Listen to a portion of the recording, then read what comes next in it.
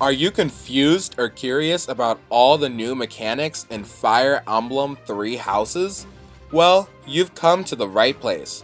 My name is David from Inside the Emblem, and in this new spoiler-free series, we'll be taking an in-depth look at all the new and updated mechanics in FE16, starting with skill levels. What are skill levels, you ask? Well, the skill level system is FE16's take on the classic weapon level system that's been in every other Fire Emblem game, except Gaiden and its remake. In previous games, weapons and units had a weapon level stat that started at E rank and typically went up to S rank, with a little variation from game to game. A unit had to have a weapon level rank equal to or higher than a weapons rank to wield it. For example, in most games, the Killing Edge sword has a weapon rank of C, so to wield it, a unit would need to have a C rank or higher in swords. Units could gain weapon level experience in a specific weapon type simply by using weapons of that type, or by using an arm scroll to raise their weapon level by 1 rank. The skill level system in Fire Emblem 3 Houses, however, plays a much greater role than weapon levels ever did. Instead of being restricted to 1 or 2 weapon types, any unit can use weapons of any type at any time, with 2 exceptions. Gauntlets, a new weapon type that always makes 2 consecutive attacks like brave weapons, cannot be used while mounted, and magic is limited to a select few classes. However, it appears that units in a mounted class will be able to dismount to use a gauntlet if desired. Another change is that while skill levels still start at E, they have pluses, so instead of a unit progressing from E to D to C, they progress from E to E+, to D to D+, and so on.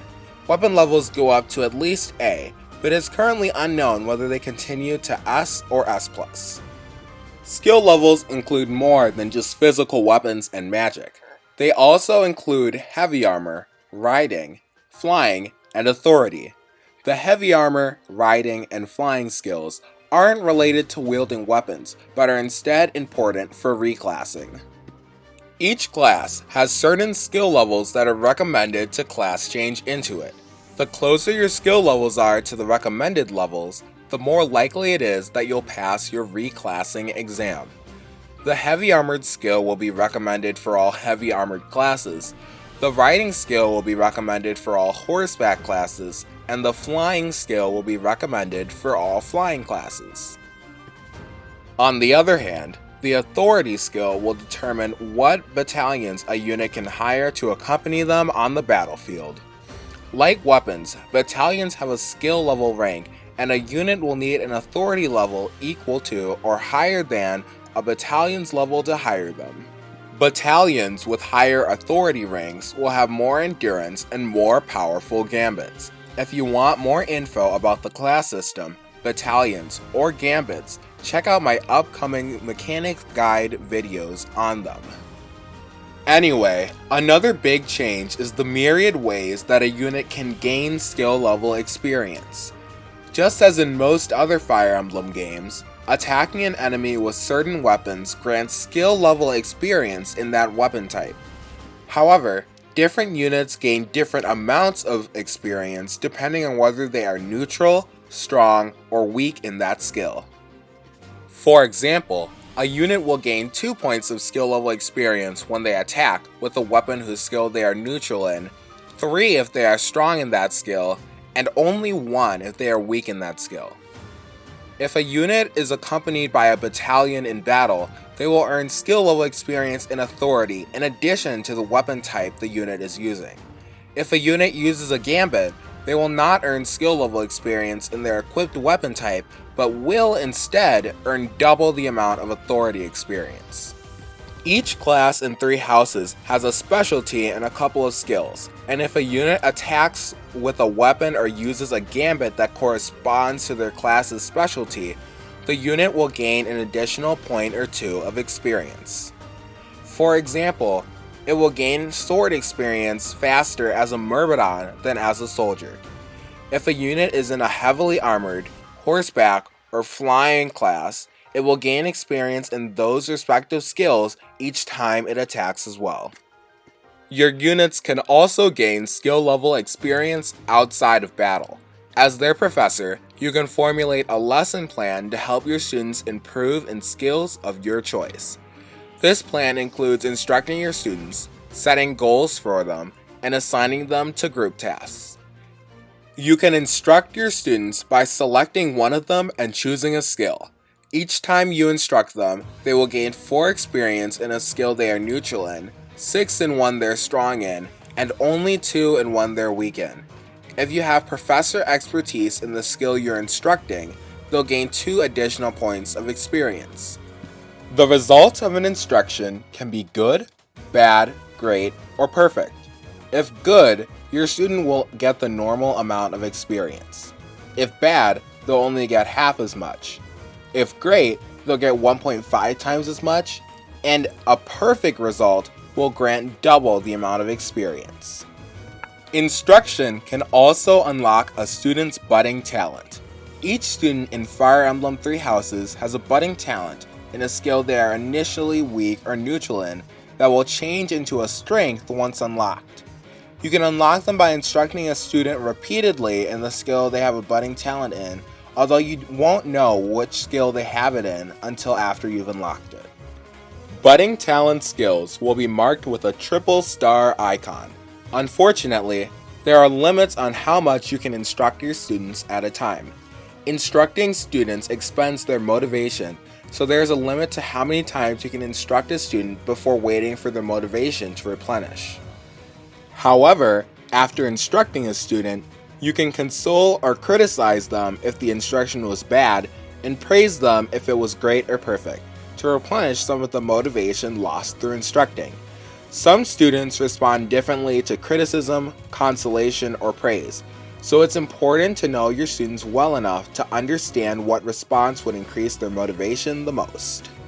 Furthermore, each student you instruct will cost you 1 activity point, no matter how many times you instruct that particular student. Activity points can be spent on instructing students, activities on your free day, exploring the monastery, and partaking in battles, so they are very valuable and limited. If you're curious about activity points, motivation, or how the calendar works, try checking out my upcoming mechanics guide on monastery activities. Besides instructing, you can also set 1 or 2 skill levels to focus on as goals for your students every week. It doesn't appear that goals impact instructing, but they do allow units to automatically gain experience points in their focus skills at the end of every week.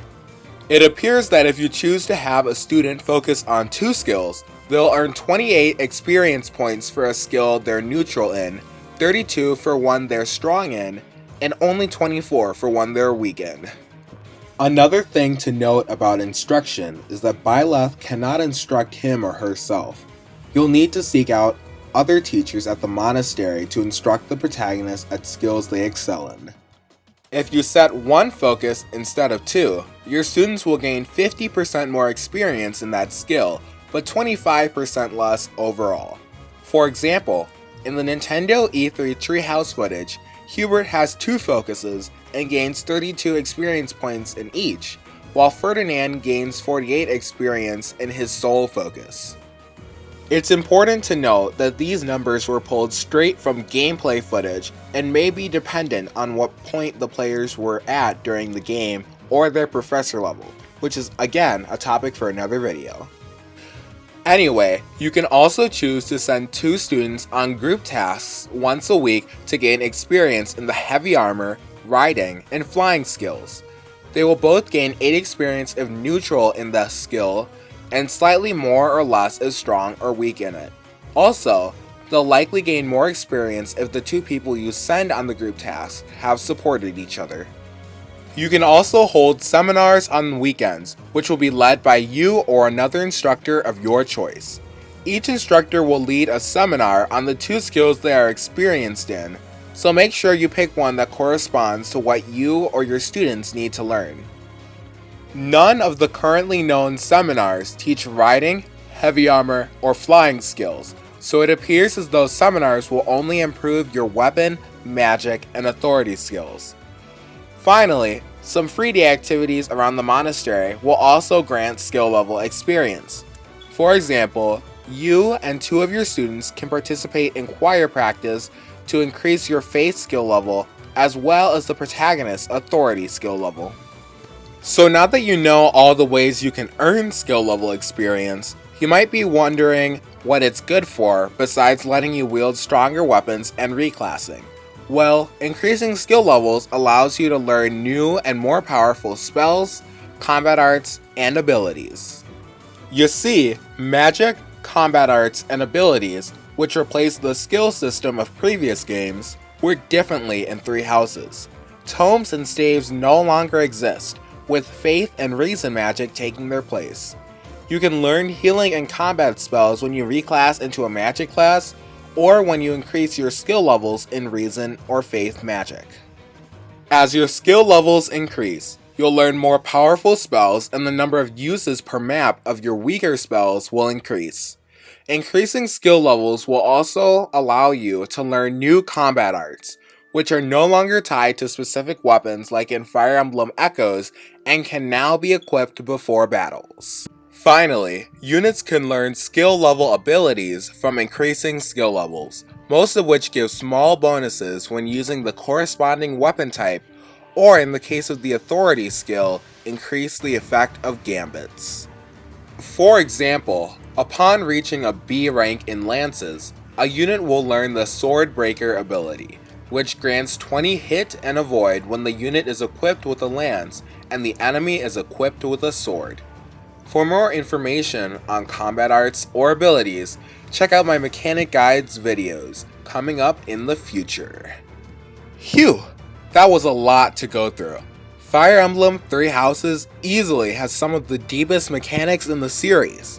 Let me know in the comments if you guys find the complexity of this game to be a little disorienting, or if you're like me and you're really excited for this level of depth. Anyway, thank you so much for watching the video and sticking through till the end.